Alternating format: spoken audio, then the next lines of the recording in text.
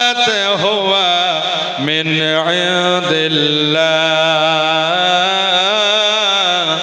إن الله يرزق من يشاء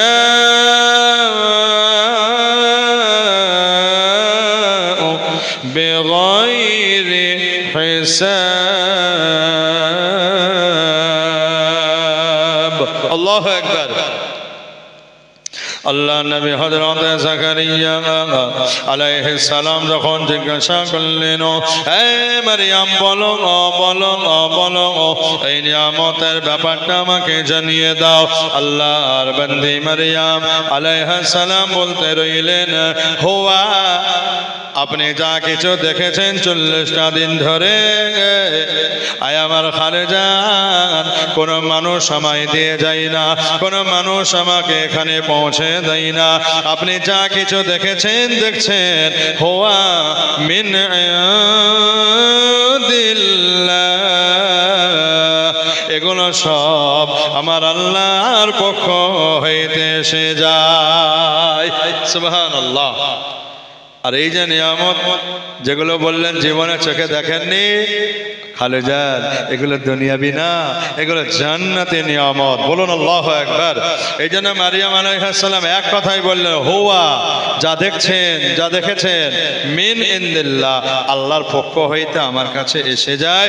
আমি জানি না কে দেয়, তবে আমি দেখি লক্ষ্য করি যেন আমার কাছে আমার হুজরায় কেউ দিয়ে চলে যাচ্ছে। বলুন সুবহানাল্লাহ।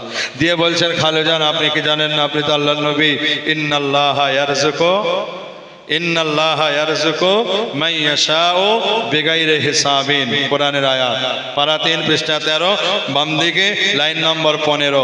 আল্লাহ পাকের কোরআনে লেখা আছে, ইন্নাল্লাহা, নিশ্চয় আল্লাহ পাক, ইয়ারযুকু মান ইয়াশা, যাকে চাই, যার ক্ষেত্রে চাই, বেগাইরে হিসাবিন, বেগাইরে হিসাব আল্লাহ রিজিক দান করেন। বলুন সুবহানাল্লাহ। ছেড়েছিলাম যেখানে যেখানে মিলিয়ে দিচ্ছে, এবার দুয়ার দিকে আগাবো। আর একটা জায়গায় আমি ছেড়ে এসেছিলাম যে শহীদরা মৃত নয়, মনে আছে না নাই? হ্যাঁ হ্যাঁ, দুটো আয়াত কোরআনে স্পষ্ট বলেছিলাম। একটা আয়াত আল্লাহ বলেছেন শহীদরা মৃত বলো না, আর 4 নম্বরে পারায় আল্লাহ বলেছেন শহীদদের ব্যাপারে মনে মনে ধারণাও করবে না যে ওরা মৃত। খবরদার, এইরকম ধারণা করা চলবে না। আমি আল্লাহ তাআলা বলছি ওরা জিন্দা, জীবিত বা হায়াত। শুধু তাই নয়, শুধু তাই নয়, ইনদা রাব্বিহিম ইরযাকুন, ওদের কবরে আল্লাহর পক্ষ হইতে জান্নাতি রিজিক পৌঁছে দেওয়া হয়। এইটা বোঝাতে গিয়ে আমাদের একটুখানি কাহিনী শোনালাম মারিয়াম আলাইহিস সালামের, যে মারিয়াম আলাইহিস সালামের হুজরা দুনিয়ায়, ওখানে যদি আল্লাহ জান্নাতের নিয়ামত দিতে পারেন, তাহলে শহীদদের কবরে রওজার ভেতরে আল্লাহ পাক জান্নাতের নিয়ামত দিতে পারেন কি পারেন না? জোরে বলুন। পারে না? পারে না? এমনিই তো আল্লাহর ক্ষমতা সম্পর্কে আমরা জানি, আল্লাহ যা চান তাই হয়। আল্লাহ কিছু সৃষ্টি করতে চাইলে আল্লাহ পাক শুধু বলেন হও, কি বলেন? শুধু বলেন হও, ব্যাস, সঙ্গে সঙ্গে সেটা কি হয়ে যায়। কোরআনের আয়াত নিন, এমনি ভালো লাগবে না দলিল। পারা 23 পৃষ্ঠা 4 খুললে ডান দিক সূরা ইয়াসিনের আয়াত আল্লাহ জানালেন, ইন্নামা আমরুহু ইযা আরাদা শাইআ আইয়াকুলা লাহু কুন ফায়াকুন। আল্লাহু আকবার। সূরা ইয়াসিন যাদের মুখস্থ আছে, মনে মনে মিলিয়েছেন, আছে না নাই? ইন্নামা আমরুহু ইযা আরাদা শাইআন আইয়াকুলা লাহু কুন ফায়াকুন। আল্লাহ রাব্বুল আলামিন বলছেন, এ বান্দারা রে, ও বান্দা বান্দিরা, অবগত হয়ে যাও, আমি রব্বুল আলামিন আল্লাহ পাক যখন কোনো কিছু সৃষ্টি করি, যখন কোনো কিছু তৈরি করি, আমি আল্লাহ পাক কেবলমাত্র বলে দিই হ হ। ও বান্দারা, আমি আল্লাহ যখন হ বলে দিই রে, সঙ্গে সঙ্গে ওই বস্তু হয়ে যায়। अल्लाह फरमाते हैं हो जाओ फौरन वो चीज़ वजूद में आ जाया करती है আল্লাহ বলা মাত্র ওই বস্তুটি হয়ে যায়। এই জন্য ভাইয়েরা বাবাজেরা আমার সাবজেক্ট ছিল একটাই বিষয় ছিল আজকে ওমা খালাকাতুল জিন্না ওয়াল ইনসা ইল্লা লিয়াবুদুন। আল্লাহ বলে মানুষ আর জিন শোনো রে, তোমাদেরকে আমি আল্লাহ কেবলমাত্র আমার ইবাদত করার জন্য সৃষ্টি করেছি। ইবাদতটা বোঝাতে গিয়ে আমি বলে এসেছি আপনাদের খেদমতে আজকে ইবাদত মানে হলো আল্লাহ নবী যা বলেছেন সেগুলো মেনে নেওয়া, বাস্তবে আমল করা, আর আল্লাহ নবী যা মানা করেছেন সেই আমলগুলো ছেড়ে দেওয়ার নাম হলো ইবাদত। এই জন্যই নবীর হুকুম মানা ইবাদত, আর নবী যেগুলো মানা করলেন ছেড়ে দেওয়া ইবাদত কেন? প্রশ্ন হতে পারে। আল্লাহ বলে না না না, প্রশ্নের জবাব দেই না এমন হয় না। কোরআন খোলো, কোরআনকে জিজ্ঞাসা করো। আমি আপনি কোরআনকে জিজ্ঞাসা করব, হে কোরআন বলো রসুলের কথা কেন মানব, কি কারণে মানব, রসুলের কথাগুলো কেন মানতে হবে, এখানে লজিক কি আছে, দলিল যুক্তি কি আছে, কোরআন বলো। কোরআন জানিয়ে দেবে হে বান্দারা আমি কোরআন তোমাদেরকে উত্তর দিতে পারি। আমি কোরআন তোমরা আমাকে খুলবে। পারা নম্বর 87 পৃষ্ঠা নম্বর 5 কোরআন খুলবে বাম দিকে, লাইন নাম্বার হলো 2 নম্বর লাইনে সূরা নাজমের 3 এবং 4 নম্বর আয়াতে আমার আল্লাহ জানিয়েছেন ওয়ামা ইয়াতিকু আনিল হাওয়া ইন হুয়া ইল্লা ওয়াহয়ু ইউহা। আল্লাহু আকবার বলেন, সবাই মিলে বলেন আল্লাহু আকবার। উচ্চ আওয়াজে তাকবীর দিতে হবে, নারায়ে তাকবীর। আল্লাহ পাক বলছেন আমার বান্দারা শোনো, ওমা ইয়াতিকু আনিল হাওয়া, আমার নবী মুহাম্মদুর রাসূলুল্লাহ হাবিবুল্লাহ কোনদিন কোন সময় কোন মুহূর্তে কোন অবস্থায় কোন পরিস্থিতিতে মন গড়া কথা বলেননি আর বলতেন না। প্রভেতের দাসত্ব করে মুহাম্মদ সাল্লাল্লাহু আলাইহি ওয়াসাল্লাম কোনদিনের জন্য কিছু বলেননি, বলতেন না, করেননি, করতেন না। মস্তিষ্ক প্রসূত কোনো কথা আমার রাসূলুল্লাহ হাবিবুল্লাহ কোনদিনের জন্য বলেননি আর বলতেন না। তাই নবীর কথা মানে আল্লাহর কথা, রাসূলের হুকুম মানে আল্লাহরই হুকুম। রাসূল যেটা মানা করেন ওইটাই আল্লাহর পক্ষ হইতে মানা হওয়ার বিষয়, ঠিক কিনা আমার ভাইরা বাবাজেরা? এই জন্য রাস্তায় কাঁটা পড়ে আছে বলেছিলাম, সরিয়ে দিল তো ইবাদত হয়ে যায়। ওজুর সময় মিসওয়াক করলে ইবাদত হয়ে যায়। এমন করে প্রত্যেকটা আমল যদি আমার আপনার আমলগুলো রাসূলের মতো হয়ে যায়, ওটাই হবে আমার আপনার জন্য ইবাদত। কারণ আল্লাহ নবীর সুন্নাতের ওজনটা বলেছিলাম, আল্লাহ নবী বলছেন আমার সুন্নাতের ওজন হলো, ওয়েটটা হলো, একটা সুন্নাত আমল করবে আখেরি জামানায় 100 শহীদের মর্যাদা মারতাবা আমার আল্লাহ দান করবেন। এটা বলে আমি বলেছিলাম 2টা আয়াত, শহীদরা মরে না, মরে না, মরে না। এইবারে বলুন, শহীদদের যদি এই মর্যাদা হয় আর আল্লাহ নবীর সুন্নাত আমল করলে 1 জন না, 10 জন না, 20 জন না, 50 জন না, 100 জন শহীদের মর্যাদা একটা পাল্লায় রাখলে যতটা ভারী হবে, আমি আপনি ফিতনা ফাসাদের জামানায় আমার রাসূলের একটা সুন্নাত আমল করলে অতটাই মর্যাদা আমার আল্লাহ আমাদেরকে দান করে দেবে। এই জন্য আল্লাহর ভয় অন্তরে আনতে হবে। রাখবো বলুন ইনশাআল্লাহ। হযরত ওমর ফারুকের একটা কাহিনী বলে দিই নাকি? কি ভয় কাকে বলে দেখুন। ভয় তো আমরাও করি আল্লাহকে, কিন্তু ও ভয় করি না। যে ভয় করলে গুনাহ থেকে বাঁচতে পারবো, ওই ভয় আমাদের নাই, কম হয়ে গেছে, তাই না? জি, কিন্তু আল্লাহ নবী সাহাবা ওমর ফারুকের জামানা হুজুর ছদ্মবেশে ঘোরেন। এটা জানেন তো ছদ্মবেশে?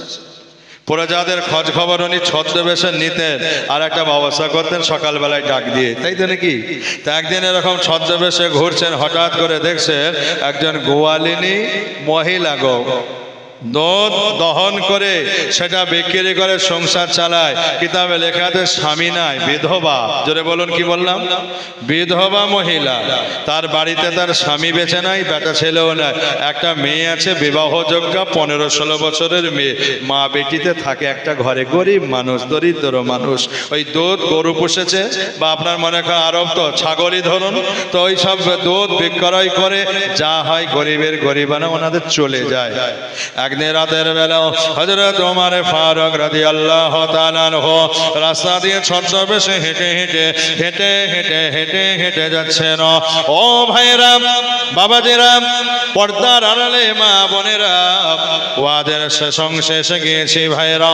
আল্লাহর ভয়টা কত বড় বিষয় একটু বুঝিয়ে দিতে চাই। শুধুমাত্র আল্লাহ নবী সাহাবা হযরত ওমর ফারুক রাদিয়াল্লাহু তাআলা আনহু হেঁটে হেঁটে যাচ্ছেন, কিন্তু কেউ চেনে না মানে ছদ্মবেশে বাবা। এমত অবস্থায় একটা বাড়ির সামনে আওয়াজ এসে গেল, আহারে গভীর রাত, কি বিপদ হলো নাকি, কোনো মুসিবত হলো নাকি? যদি হয় আমি আমার সাহায্যের জন্য এগিয়ে যাব, এই জন্য শুনবো কি হয়েছে, কি ব্যাপার। আল্লাহ নবী সাহাবা হযরত ওমর রাদিয়াল্লাহু তাআলা আনহু ওই বাড়ির দরজার সামনে আলতো করে দাঁড়ালেন, আস্তে করে দাঁড়ালেন। ভেতর থেকে আওয়াজ এসে গেল, না না না না, কোনো বিপদ না, কোনো মুসিবত নাই।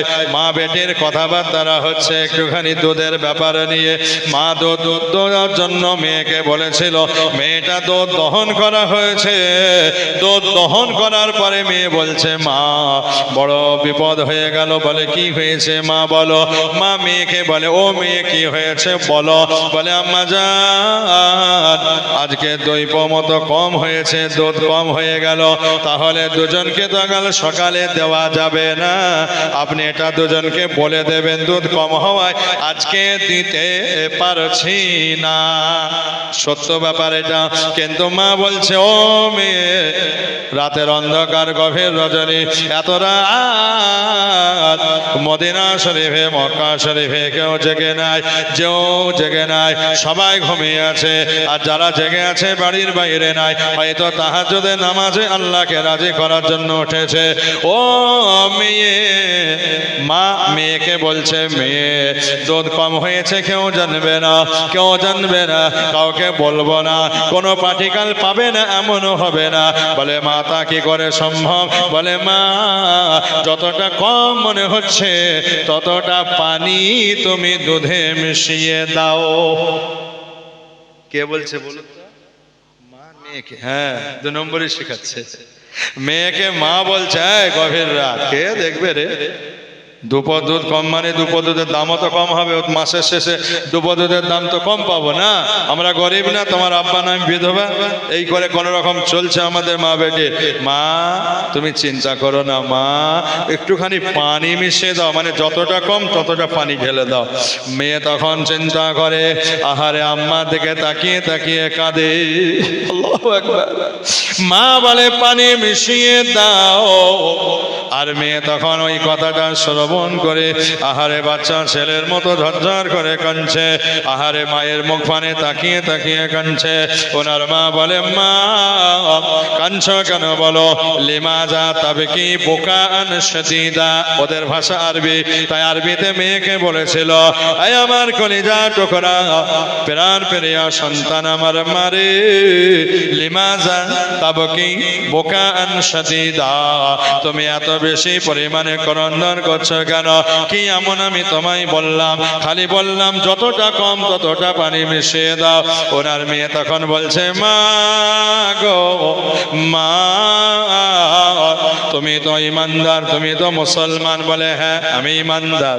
বলে শুধু ইমানদার নয়, আমি তো 5 ওয়াক্ত নামাজও পড়ি, মাঝে মাঝে তাহাজ্জুদের নামাজও পড়ি। মা বলছে, তখন মেয়ে বলছে, মা তুমি তাহাজ্জুদের নামাজ হয়তো মাঝে মাঝে পড়ো, 5 ওয়াক্ত নামাজও তুমি পড়ো, কোরআন তেলাওয়াতও তুমি করো, কিন্তু মা তুমি কিছু মনে করো না, তোমার অন্তরে কিন্তু আল্লাহর ভয় নাই।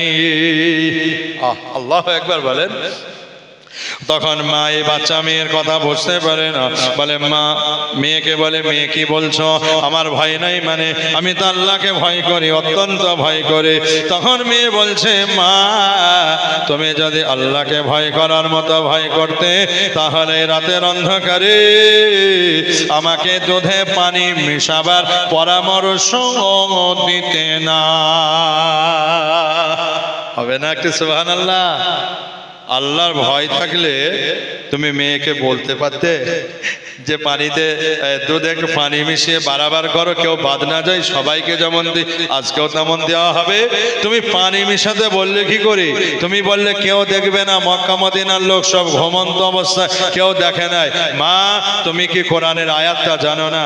আল্লাহু লা ইলাহা ইল্লা হুয়া আল হাইয়ুল কাইয়্যুম লা তাখুযুহু সিনাতুন ওয়ালা নাওমুন।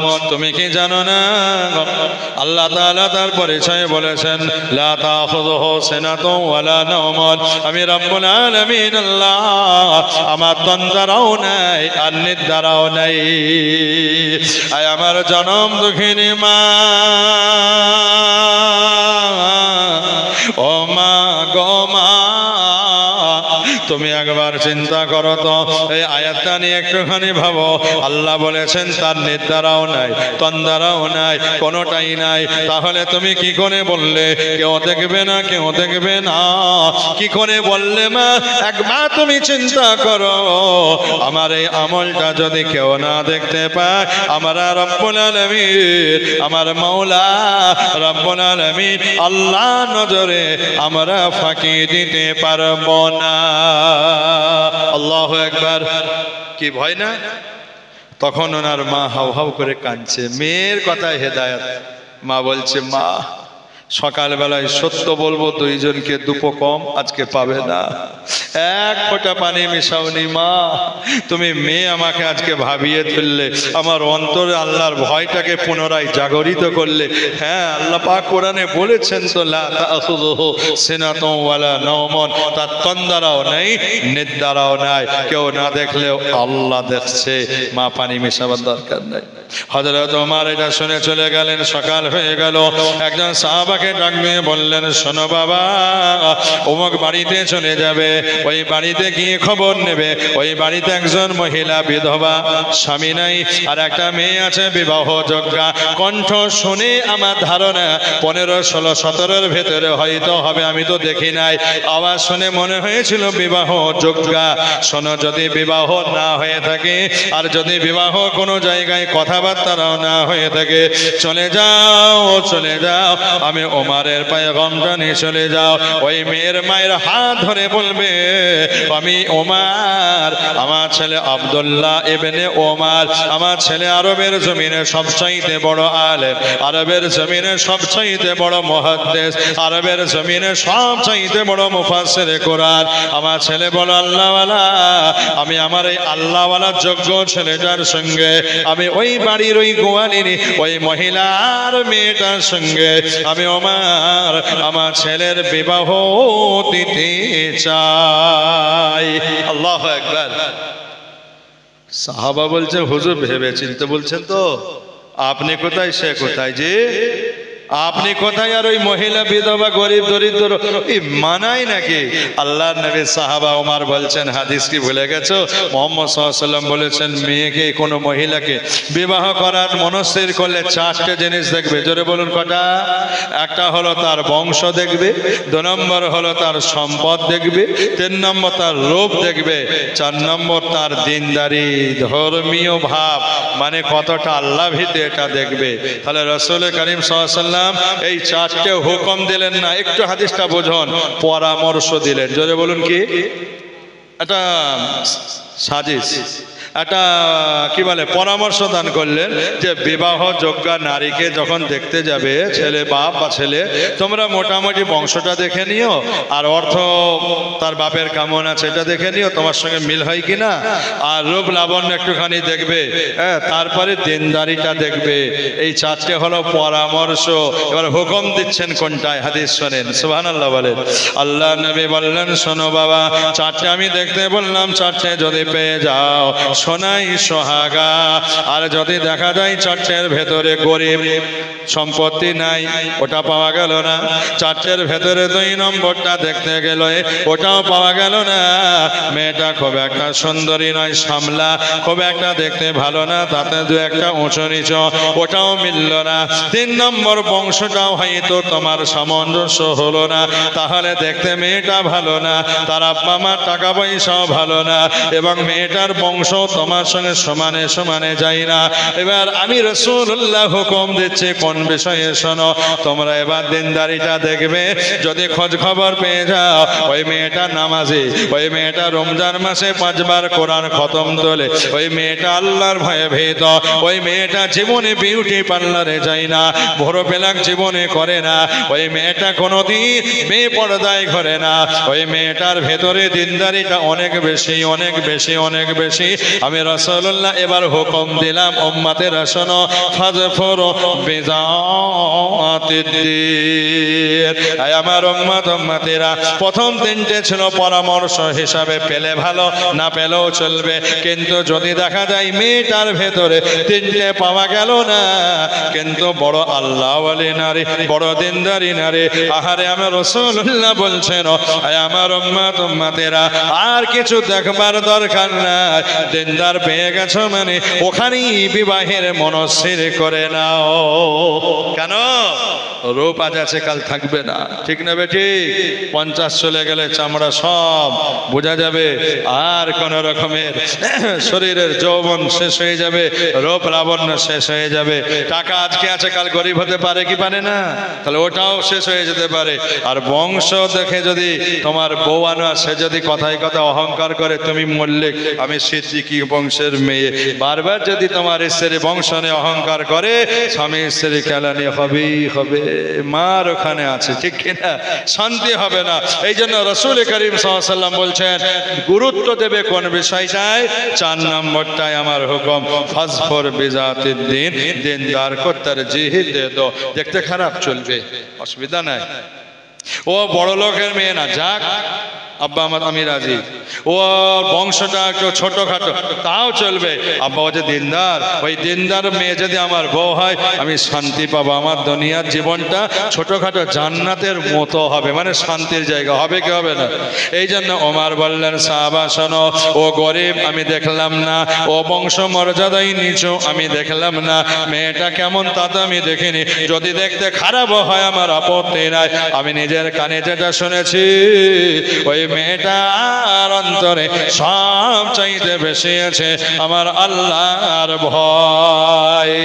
যে মেয়েটা রাতের অন্ধকারে মা বলে দুধে পানি মেশাও, মাকে জ্ঞান ফিরিয়ে দেয়, মাকেও শিক্ষা দেয়, খবরদার মা এটা বলবে না, বলবে না, বলবে না, আমি পারবো না, কারণ কেউ না দেখলি আমার আল্লাহ আমায় দেখছেন।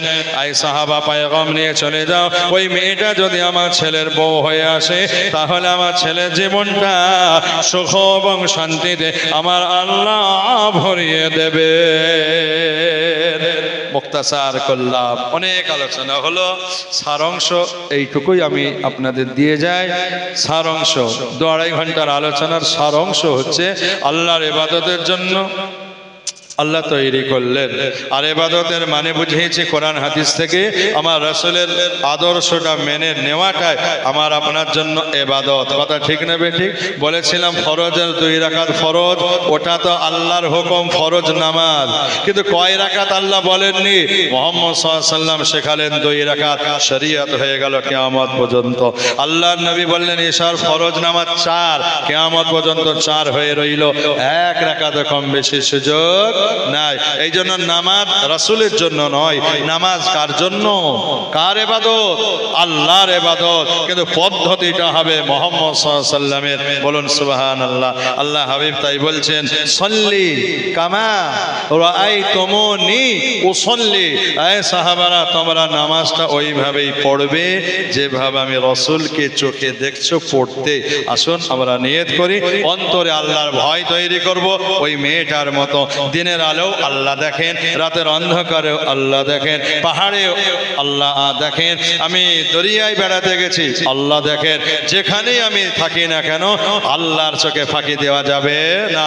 আমি আপনাকে আল্লাহ চ্যালেঞ্জ করেছেন, এই বান্দারা আমার সীমানার বাইরে যদি যেতে চাও যাও, কিন্তু যেতে পারবে না, যেখানেই যে থমকে যাবে সেখানেই দেখবে কি আল্লাহ পাক বলছেন, ইয়া মাশারাল জিন্নি ওয়াল ইনসি ইন ইসতাতাতুম আন তানফুযু মিন আকতারিস সামাওয়াতি ওয়াল আরদি ফানফুযু লা তানফুযুনা ইল্লা বিসুলতান ফাবিআইয়ি আলা'i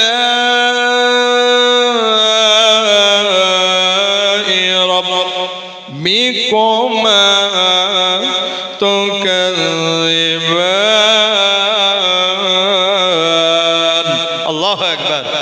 আল্লাহ বলছে, মানুষ আর জিন আমার সীমানার বাইরে যদি যেতে পারো ক্ষমতা থেকে যাও, আসমানের বাইরে যেতে পারলে যাও, জমিনের বাইরে আমার সৃষ্টি জমিন, আমার ইবাদত করতে যদি ভালো না লাগে আমার সৃষ্টি জমিনের বাইরে চলে যাও, ক্ষমতা যদি থাকে প্রচেষ্টা চালাও, যাও আমার সৃষ্টি আসমান আর জমিনের বাইরে চলে যাও। আল্লাহ বলছেন, ইয়া মাশারাল জিন্নি ওয়াল ইনসি ইন ইসতাতাতুম আন তানফুযু মিন আকতারিস সামাওয়াতি ওয়াল আরদি ফানফুযু, বেরিয়ে যাও আসমান আর জমিনের কিনারার বাইরে চলে যাও, অন্য জগতে। আল্লাহ বলে, বান্দা তোমরা কিয়ামত পর্যন্ত চেষ্টা চালাবে, তোমরা যদি প্লেনের মাধ্যমে, হাওয়া জাহাজের মাধ্যমে, বাবা ডান দিক বাম দিক সামনে পেছন এমন ভাবে যদি তোমরা আমি আল্লাহ তাআলার সীমানার বাইরে যাওয়ার জন্য মেহনত করো, কিয়ামত এসে যাবে রে। তথাপি আমি আল্লাহ বলে দিলাম, লা তাফুজুনা ইল্লা বিসুলতান, जहाँ कहीं भी तुम जाओगे, जहाँ कहीं जाकर तुम थक जाओगे, वहाँ भी तुमको मेरी सल्तनत नजर आएगी। अल्लाह अकबर।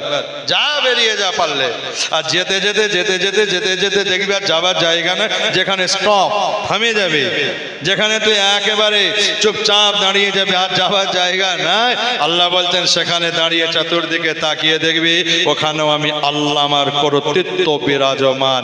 যেটা আমি হিন্দি মানে করেছিলাম, যাহা कहीं भी जाकर तुम रुक जाओगे, थक जाओगे, थम जाओगे, वहां भी तुमको चारों तरफ मेरी सल्तनत नजर आएगी। যেখানেই তুমি থমকে যাবে, যেখানেই তুমি দাঁড়িয়ে যাবে, ওখানেই আমি আল্লাহ আমার ক্ষমতা তুমি দেখতে পাবে, ওখানেও আমার কর্তৃত্ব বিরাজমান। সেই আল্লাহর উপরে আমাদের ঈমান আছে না নাই? সেই রাসূলের উপরে আমাদের ঈমান আছে, কিয়ামতের দিবসের উপরে ঈমান আছে। আমরা মুসলমান, আমাদের এবার উচিত আমলের দিকে অগ্রসর হওয়া। ইমাম সাহেব ভাই যেখানে শুরু করেছিলেন, সময় কম, আমি এলাম, ভাই ছেড়ে দিয়েছিলেন, ওনারটাই আমি বিস্তারিত আলোচনা করে দিলাম। ইবাদত ছাড়া কোনো গতি নাই, মনে থাকবে ইনশাআল্লাহ। আল্লাহ আমাদের সবাইকে তৌফিক দান করুন, আমরা যেন ঈমানের সাথে সাথে আমলওয়ালা হয়ে কবরে যেতে পারি। আমলওয়ালা হয়ে গেলেই জান্নাত, শুধু জান্নাত নয়, জান্নাতুল ফিরদাউস এর ওয়াদা আল্লাহ করেছেন। এই শেষ একটা আয়াত শোনার ইচ্ছা আছে না নাই? জোরে বলুন। শেষ আয়াত আজকের ওয়াজে আর কি, সেটা হলো কি, ঈমানদার যদি আমলওয়ালা হয়ে মরে যায় আল্লাহ জান্নাতের সুসংবাদ দিয়েছেন। বলুন আল্লাহু আকবার। শুধু জান্নাতের না, একটা আয়াত এমন আছে জান্নাতুল ফিরদাউসের কথা বলছেন। जो ईमान ला चुके हैं, जो ईमान का दावा करते हैं और दावा करने से रुक नहीं जाते, बल्कि वो अपनी ज़िंदगी को अल्लाह के इबादत में मशगूल कर दिए, अल्लाह के इबादत में अपनी ज़िंदगी को गुजारे, अल्लाह के नबी मोहम्मद सल्लल्लाहु अलैहि वसल्लम के सुन्नत के मुताबिक अपनी पूरी ज़िंदगी को गुजारे हैं, यानी अमल करने वाले बन गए। अल्लाह ने ऐलान कर दिया, वो तो मेरा मेहमान बनकर मेरी जन्नतुल फिरदौस में तशरीफ लाएंगे। आयत আছে পারা নম্বর 16 কত বললাম জোরে বলুন? 16 পৃষ্ঠা নম্বর হলো 3। আমি মোটা মানুষ, আস্তে আস্তে বলি, আমার এটা অভ্যাস, আমার গলায় আমি ওয়াজ করবো, ঠিক কিনা? নকল কেন করবো? কিন্তু মারুফ ভাই যদি আসতে দেখতেন ঝড় উড়িয়ে দিতেন আজকে। পারা নম্বর 15 পৃষ্ঠা নম্বর 3, চলুন কোরআন খুলি, বাম দিকে আল্লাহ কি বলছে দেখি, স্বয়ং ওই কম একদম। আব্দুল্লাহ মারুফ ভাই আমার বন্ধু, ওরে বাপরে, রোগা মানুষ তো খুব স্পিডে বলতে পারে। আমি যেমন থেমে থেমে পারা নম্বর 15 এইভাবে বলি। তো এখন যে আয়াতটা বলতে চলেছি, পারা নম্বর 16 পৃষ্ঠা নম্বর 3 কোরআনুল কারীম খুললে বাম দিক। সময় লাগলো মারে ফলে বলতে পারা নম্বর 16 পৃষ্ঠা নম্বর 3 কোরআন খুলবেন বাম দিকে চলুন। আল্লাহ কি বলছে দেখি, সময় কম, কথাটা বলেন ঠিক কিনা? হু হু করে চালায় একদম। ভাইয়ের হায়াত আল্লাহ দারাজ করেন, বলুন আল্লাহুম্মা আমিন। আল্লাহ বলেন ইন্নাল্লাযীনা আমানু ওয়া আমিলুস সালিহাতি কানাত লাহুম জান্নাতুল ফিরদাউসি নুজুলা। আল্লাহু আকবার। আল্লাহ তাআলা বলেন ইন্নাল্লাযীনা আমানু, নিশ্চয় যারা ঈমানদার, ওয়া আমিলুস সালিহাতি এবং আমল করনে ওয়ালা, সুন্নাত অনুযায়ী চলনে ওয়ালা, আল্লাহ বলে এদের জন্য সুসংবাদ দিয়ে দিলাম, কানাত লাহুম, এদের জন্য আমি আল্লাহর ঘোষণা দেয়া হলো জান্নাতুল ফিরদাউস, এরা আমার জান্নাতুল ফিরদাউসে আসবে। কেমন সম্মানিত হয়ে আসবে! আমার আল্লাহ একটা ছোট্ট শব্দ বললেন নুজুলা, নু পেশে নো, জা পেশে জো, নুজো, লাম দো জাবার লান, নুজুলান, দম ছাড়লেন নুজুলা। নুজুলা মানে হলো মেহমান, নুজুলা মানে হলো অতিথি, নুজুলা মানে হলো ইংরেজিতে বলে গেস্ট। আল্লাহ তাআলা বলে বান্দারা ঈমান এনেছো, আমলওয়ালা হয়ে কবরে যাও, কিয়ামতের দিন হাজির হবে, কোনো চিন্তা নাই, আমি আরশে আজিমে তোমাদেরকে তো ডেকে নেব। ইয়া আইয়াতুহান নাফসুল মুতমাইন্নাহ ইরজিই ইলা রাব্বিকি রাদিয়াতাম মারদিয়া ফাদখুলি ফি ইবাদি ওয়াদখুলি জান্নতি। আল্লাহু আকবার। আগামী বছর ইনশাআল্লাহ আসবো, এই আয়াতের ব্যাখ্যা করব। নাফসুল মুতমাইন্না তুরজিই ইলা রাব্বিকি, এটা বড় ঘটনা, 2 ঘন্টা লাগে, আজকে থাক। তো আল্লাহ বলছেন ঈমান এনেছো, আমলওয়ালা হয়েছো, কোনো চিন্তা